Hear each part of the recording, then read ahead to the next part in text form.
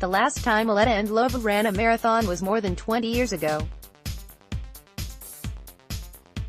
She loved sport growing up and was very involved in athletics at school in South Africa. Running was my hobby, so I missed it. Since I'd come to Clonakilty, I was so bored and was looking for something to do with my time. I knew I'd benefit from running. Ndhlovu is one of 5,346 women, men and children living in direct provision centers across the country. She lives with her 20-month-old son in the Clonakilty Lodge Centre in West Cork and had been searching for a place to go running since she arrived in the town nearly 2 years ago. A couple of months ago she spotted a poster in the town calling for participants in a project called Cork Sanctuary Runners. The initiative was set up earlier this year by Cork-based journalist Graham Clifford as a way for local people to meet and get to know residents in the county's direct provision centres. I wanted to provide a bridge so that people could make these connections. I knew Cork was bidding for City of Sanctuary status, so I thought it would fit with them. Some 170 people, including more than 50 from direct provision centres, have signed up to take part in the Cork City Marathon on June 3 since the project launched. Clifford has divided most participants into relay teams which include at least one resident from a direct provision in Cork City and County.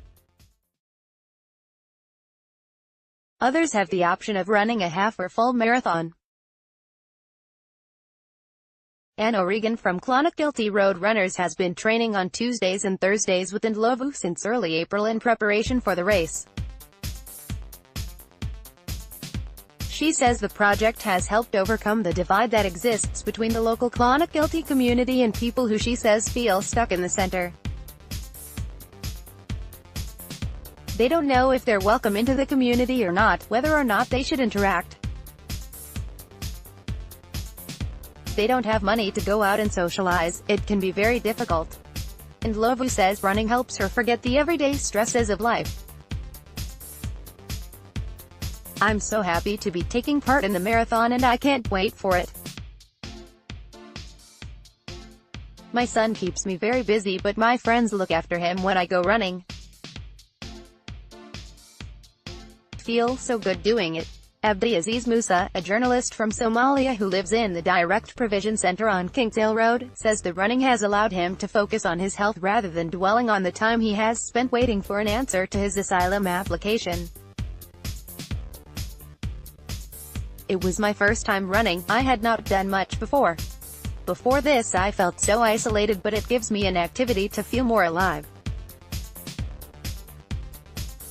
I really appreciate the people who came up with this idea and hope others will follow. It contributes to better integration and mental health in society. Dr. Angela Flynn, another participant in the project, agrees that asylum seekers' participation in Cork Sanctuary Runners enables them to take a break from the pressures of living in the limbo of direct provision. Asylum seekers and refugees are consistently portrayed in misery, but they don't want to be seen like that. They want to be happy. And you should see the happy faces of everyone running around the past few days. We are there to show that we're all one human race. Flynn got involved in the running project through University College Cork, where she lectures in nursing and acts as a mentor for younger students hoping to study at the college. Exercise is a stress reliever. It releases positive hormones that make you feel better. It's a superb way to be mindful. All you need to do is put one foot in front of the other. Running is an equalizer. We've all got the same parts, the same bones and muscles. These people want to be outside and active. They would be working if they could. This fantastic initiative is good for the soul and for the body.